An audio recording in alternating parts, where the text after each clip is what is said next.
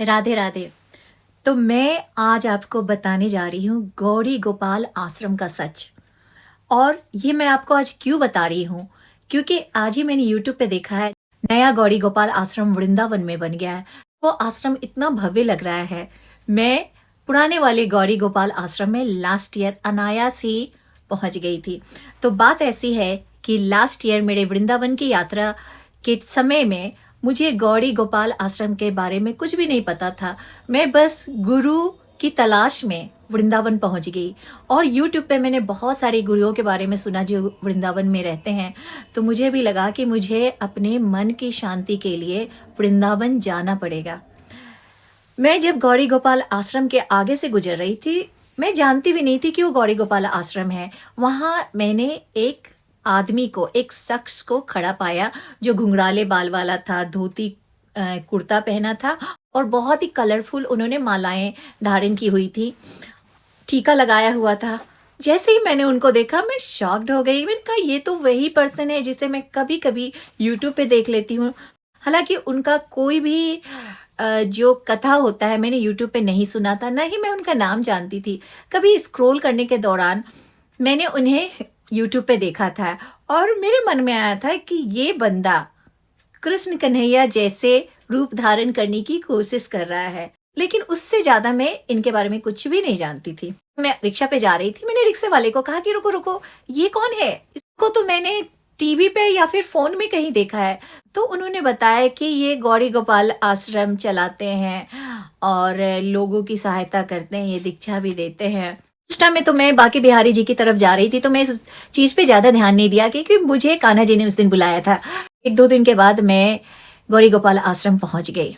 वहां मैंने उन्हें देखा, उन लोगों से बात कर रहे थे। वहां पे कुछ लिखा हुआ था दीवार पे, माताओं से मिलिए और समथिंग लाइक दैट। तो जब मैंने उसे देखा तो मैं ऊपर पहुंच गई कि हमारे गेस्ट हाउस के ओनर ने बताया था कि यहाँ पे बहुत सारी माताएं हैं जिनकी ये देखभाल करते हैं, जो कलयुगी बच्चे हैं जो अपनी माताओं को छोड़ आते हैं वृंदावन में, और जिन माताओं को कोई सहारा नहीं है उन्हें ये सपोर्ट करते हैं। तो मुझे लगा कि चलो जाके देखते हैं। वहाँ लिखा था कि माताएं ऊपर हैं, उनसे भी मिलिए।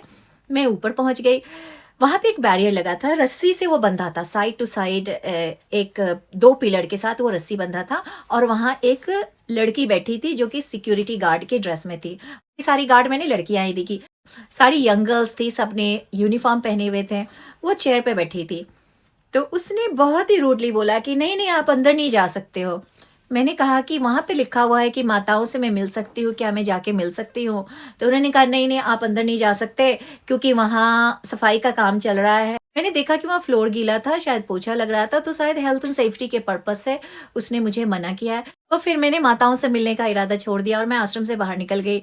और मेरी सिस्टर इन लॉ का कॉल आया। फिर मैंने उनको बताया कि क्या आपने कभी यूट्यूब पे देखा है, गौरी गोपाल आश्रम के बारे में सुना है?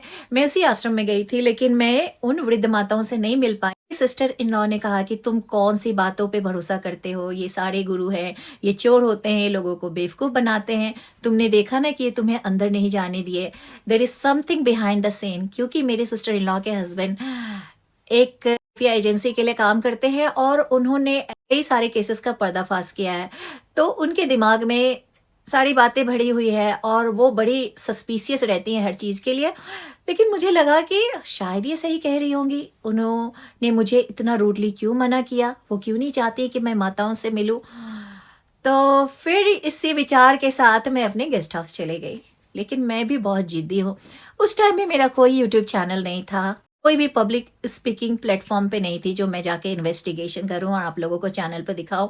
लेकिन आज बहुत सारी बातें बाहर निकल के आ रही हैं गुरुओं के बारे में, गौड़ी गोपाल आश्रम के बारे में, अन्य गुरुओं के बारे में। क्योंकि सिस्टर इन लॉ ने मुझे अंधविश्वासी कहा था कहाँ तुम इतनी पढ़ी लिखी हो के ब्लाइंड फेथ में पढ़ती हो, क्यों इन गुरुओं के चक्कर में पढ़ती हो? सारे फ्रॉड होते हैं, सारे झूठे होते हैं। नेक्स्ट डे मैं फिर से पहुंच गई गौड़ी गोपाल आश्रम। से नजर बचाते हुए सीधा ऊपर पहुंच गई। वहां कोई सिक्योरिटी गार्ड नहीं था, किसी ने मुझे रोका नहीं। मैं सीधा एक रूम में घुस गई। रूम के अंदर नहीं घुसी, रूम के डोर पर से देख रही थी। वहां 3 बेड लगे थे उस रूम में और तीनों बेड पे माताएं बैठी थी, वृद्ध माताएं बैठी थी और वो लोग माला जाप कर रही थी। तो मैंने सोचा कि ये जाप कर रही है, मैं इन्हें डिस्टर्ब नहीं कर सकती। फिर मैंने दूसरे रूम में देखा, तीसरे रूम में देखा, सभी रूम में माताएं माला जाप कर रही थी। अब मैंने सोचा कि मैं इन्हें कैसे डिस्टर्ब कर सकती हूँ। माला जाप करने वालों को डिस्टर्ब करना तो फिर भगवान के कार्य में डिस्टर्ब करना है ना।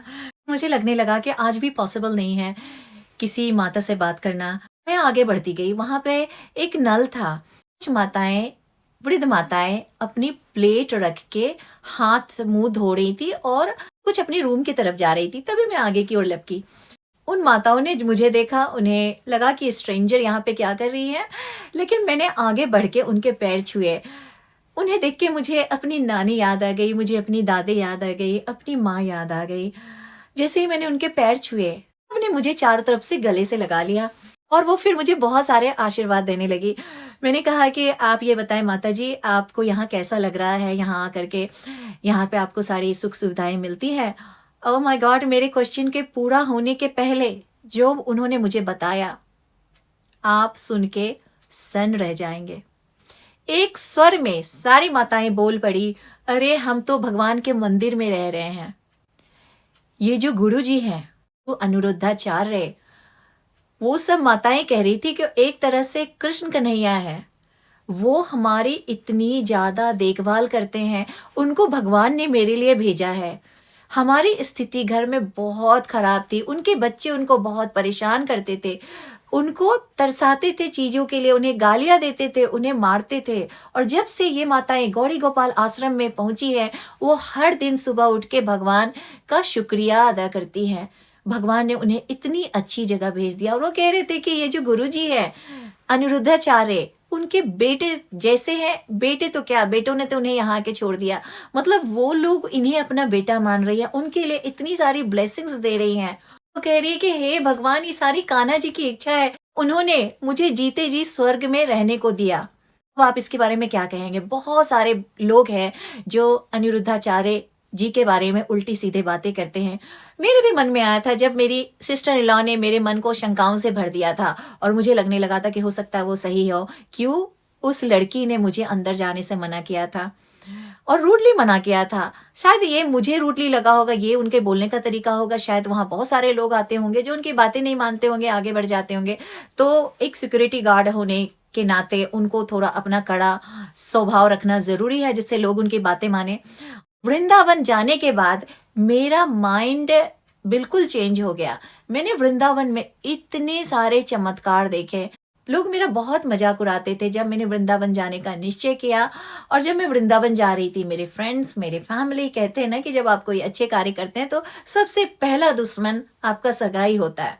लोगों ने कितनी कोशिश की, कितनी बाधाएं और अड़चन पैदा की मेरे रास्ते में, लेकिन मैं वृंदावन गई। वहाँ का मैंने जो लाइफस्टाइल देखा, वहाँ के गुरुओं को देखा, वहाँ के संतों को देखा, वहाँ के जनरल जो पब्लिक है उनको देखा, ब्रजवासी को देखा और भगवान को भी देखा। हाँ, ये शायद आप लोग मानेंगे नहीं, जब आप सीधे और सरल होके वृंदावन पहुंचेंगे तो आपको सही में कान्हा जी बहुत तरीके से, बहुत रूप में मिलेंगे। सिर्फ आपको सच्चा और सरल प्राणी बनना है। कम से कम आज इस बात का मैं आपको आश्वासन दे सकती हूँ कि गौड़ी गोपाल आश्रम हमारी वृद्ध माताओं के लिए स्वर्ग है। ये जो कलयुगी बच्चे अपने माँ बाप को टॉर्चर करते हैं, अनिरुद्धाचार्य जिनकी उम्र ज्यादा नहीं है, उनकी उम्र इतनी कम है कि लोग उनके पैर छू रहे थे, मुझे हेजिटेशन हो रहा था। मुझे लग रहा था मैं इतने यंग लड़के का पैर कैसे छू।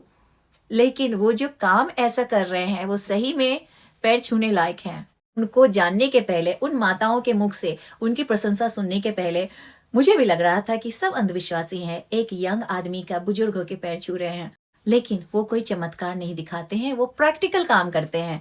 आज जो उन्होंने इतनी सारी माताओं को गोद लिया है वो अतुलनीय है, वो सही में प्रशंसा के पात्र हैं। आज अनिरुद्धाचार्य जी इतने फेमस हो गए, उस टाइम इतने फेमस नहीं थे। यूट्यूब के कारण वो बहुत फेमस हो गए। लोग उनके बारे में अच्छी बातें करते हैं, गलत बातें करते हैं। जिन्होंने उन्हें नहीं देखा वो कहते हैं अरे वो तो खुद आलीशान प्लेस पे रहते हैं, लेकिन वो काम भी इतने अच्छे करते हैं ना। इतने अच्छे काम करने वाले को ईश्वर ने कंफर्टेबल लाइफ दिया है तो इसमें क्या बुरा है। लेकिन उनका लाइफ इतना भी कंफर्टेबल नहीं है, वो बहुत मेहनत करते हैं।